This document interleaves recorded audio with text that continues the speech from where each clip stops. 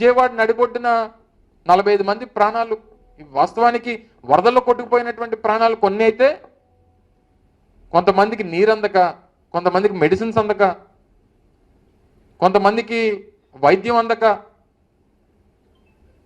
చనిపోయినటువంటి వారు కొంతమంది. ఎంతవరకు సమంజసం? దీనికి సంబంధించి ప్రశ్నల దీని గురించి ఏదైనా అడిగితే దానికి సమాధానం చెప్పరు. మళ్ళీ తిరిగి వైఎస్ఆర్ కాంగ్రెస్ పార్టీ మీద ఏదో రకంగా రోజుకొక డైవర్షన్ పాలిటిక్స్ చేసి వైఎస్ఆర్ కాంగ్రెస్ పార్టీ నాయకులు పడవలు వదిలేశారు, పడవలతో బ్యారేజీని డ్యామేజ్ చేద్దాం అనుకున్నారు. ఈ రకమైనటువంటి దుష్ప్రచారాలు చేయడం మీదే కదా ప్రభుత్వం. చేయండి, ఎంక్వైరీ చేయండి. సరే, ఏదో వైఎస్ఆర్ కాంగ్రెస్ పార్టీ నాయకుడి పేరో లేకపోతే ఇంకొకరి పేరో మీరు చెప్తున్నారు, ఎంక్వైరీ చేయండి. మీరు ప్రభుత్వంలో ఉండి మా మీద ఆరోపణలు చేయడం కాదు, ఎంక్వైరీ చేయండి. ఈ రకమైనటువంటి తప్పుడు ప్రచారాలు, మీరు చేయాల్సినటువంటి కార్యక్రమాలు చేయడం మానేసి, ప్రజలు ప్రాణాలు గాలికి వదిలేసి, కాపాడాల్సినటువంటి ప్రాణాలని కాపాడడం మానేసి, ఇంత నిర్లక్ష్యంగా వ్యవహరించి తిరిగి మళ్ళీ ఈరోజు మళ్ళీ వైఎస్ఆర్ కాంగ్రెస్ పార్టీ మీద మీరు ఆరోపణలు చేస్తూ ఉన్నారంటే అసలు ఏం జరుగుతూ ఉంది? ఇక రోజు వారి తాలూకా విన్యాసాలు చూడలేకపోతున్నాం. అది సందర్భంలో మాట్లాడకూడదు, కానీ ముఖ్యమంత్రి గారి దగ్గర నుంచి మంత్రుల వరకు వారి విన్యాసాలు చూడలేకపోతున్నాం. ఏం అవసరం అండి ముఖ్యమంత్రి గారికి జేసీబీ ఎక్కి అందులో వెళ్లాల్సినటువంటి అవసరం ఏమో నాకు తెలియగలుగుతాను. జేసీబీ తొట్టులో కొంతమంది ఫోటోగ్రాఫర్లు కూర్చోబెట్టి ముందునే ఏదైతే జేసీబీకి ఉండేటువంటి ఇది ఉంటుందో దాంట్లో ఫోటోగ్రాఫర్లు, డ్రైవర్ పక్కన ముఖ్యమంత్రి గారు, అందులో కూర్చున్న వాళ్ళు ఈయన ఫోటో తీయడం.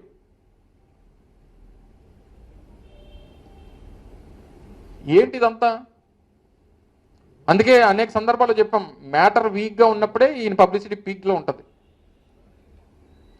ఈయనకి ముఖ్యమంత్రి అనేటువంటి వ్యక్తి కూర్చొని కంట్రోల్ రూమ్లోనో లేకపోతే సంబంధించినటువంటి కలెక్టరేట్లోనో లేదా ఆయన కార్యాలయంలో కూర్చొని మానిటర్ చేయాలి తప్ప ఆయన గ్రౌండ్లో ఉంటే పని ఎక్కడ జరుగుతుంది?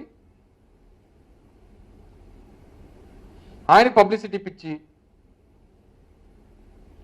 పోనీ ఈ పబ్లిసిటీతో పాటు పోనీ ప్రాణాలు కాపాడారంటే 45 మంది ప్రాణాలు పోయాయి.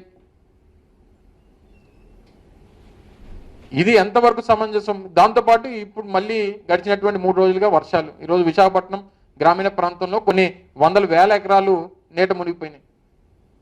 మరి నాకు ఎక్కడ ఒక అధికారి కానీ లేదా ఒక మంత్రి కానీ ఇక్కడ రివ్యూ చేయడం కానీ ఇక్కడ ఏం జరుగుతుంది అన్నటువంటిది కనీసం ఎక్కడ నాకైతే ఎక్కడ కనబడలా. విషయం ఏంటంటే, ఒకసారి గుడివాడ అమర్నాథ్ని ఇక్కడ వైజాగ్ లో ఎక్కడ కూర్చొని మాట్లాడమన్నాం కాదు, ఒకసారి విజయవాడ రమ్మనండి. విజయవాడ వచ్చి ఒక పులిహోర ప్యాకెట్ ఎవరికైనా అందజేసి మాట్లాడితే బాగుంటది. అంతే తప్పించి ఎక్కడ మాట్లాడకుండా ఏం పోయింది, పైసా ఖర్చు లేనిది కదా ప్రెస్కి వచ్చి ముందుకొచ్చి మాట్లాడటం. అందుకని నోటుకు వచ్చినట్టు ఏది పడితే అది మాట్లాడుతున్నారు. కొంచెం సంస్కారం ఉంచుకొని మాట్లాడుకోవాలి.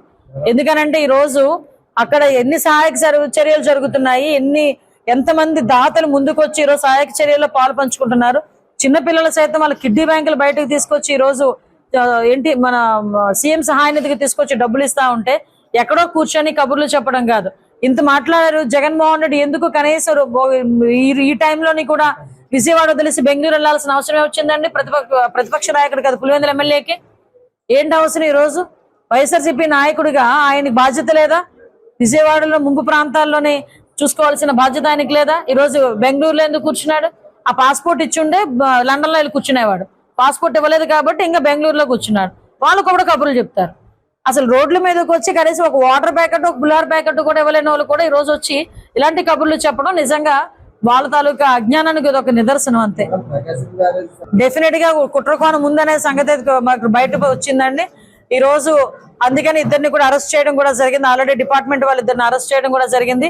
ఏదైతే పడవలు అక్కడ కొట్టుకుని వచ్చినాయి అని చెప్తున్నారో అవి ఇంతకు ముందే అక్కడ చేరుకోవటం, అదే విధంగా వాటికి యాక్చువల్ గా 32 టన్స్ బరువు ఉన్న ఒక్కొక్క పడవ అది.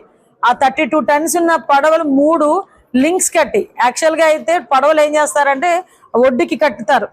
దీనికి 32 టన్స్ ఉన్న బరువు ఉన్న పడవకైతే లింక్స్ పెడతారు, ఇనుప లింక్స్ పెడతారు. అటువంటి ఇనుపు లింకులు కాకుండా ఒక సాధారణమైన చిన్న తాడు కట్టేసినట్టు వదిలేసి అంటే కావాలని అది అంటే నిజంగా ఒక్కొక్కసారి ఆలోచిస్తుంటే జగన్మోహన్ రెడ్డి తాలూకా సైకోయిజం గానీ, జగన్మోహన్ రెడ్డి తాలూకా నేర ప్రవృత్తి గానీ ప్రజల మీద, సామాన్య ప్రజల మీద ఇంపాక్ట్ ఎలా పడుతుంది అంటే, నిజంగా మన అదృష్టం బాగుంది కాబట్టి ఆ 32 టన్స్ కి సంబంధించి ఏదైతే పడవలు ఉన్నాయో 3 పడవలు ఆ గట్టు ఆ ప్రకాశం బ్యారేజ్ గోడ తగిలుంటే గనక అది ఏదైనా జరిగితే గనక పరిస్థితి ఏంటి? అప్పటికి 11 లక్షల క్యూసెక్స్ వాటర్ ఉంది, 11.4 క్యూసెక్స్ వాటర్ ఉంది. పరిస్థితి ఎలా ఉండేది అంటే, ఇప్పుడున్న చంద్రబాబు నాయుడు గారిని బదనాం చేయడానికి, ఎన్డీఏ గవర్నమెంట్ ని బదనాం చేయడానికి, వాళ్ళ స్వార్థం గురించి ప్రజల ప్రాణాలని కూడా సైతం లెక్క చేయకుండా, ప్రజల ప్రాణాలని కూడా పణంగా పెట్టి వాళ్ళ తాలూకా దాహార్తిని తీర్చుకుంటున్నారంటే, ఒక్కసారి ఇలాంటి మనుషులకు సమాజంలో ఉండటం అన్నది అర్హత ఉందా లేదా అన్నది ప్రజలందరూ కూడా అర్థం చేసుకోవాల్సిన అవసరం ఉంది. దీని మీద సమగ్ర విచారణ జరుగుతుంది. ఆల్రెడీ 2 అరెస్ట్ చేయడం జరిగింది. ఇంకా ఇందులో ఎంతమంది బాధ్యులు ఉన్నారో వాళ్ళందరినీ కూడా అరెస్ట్ చేయడం జరుగుతుంది.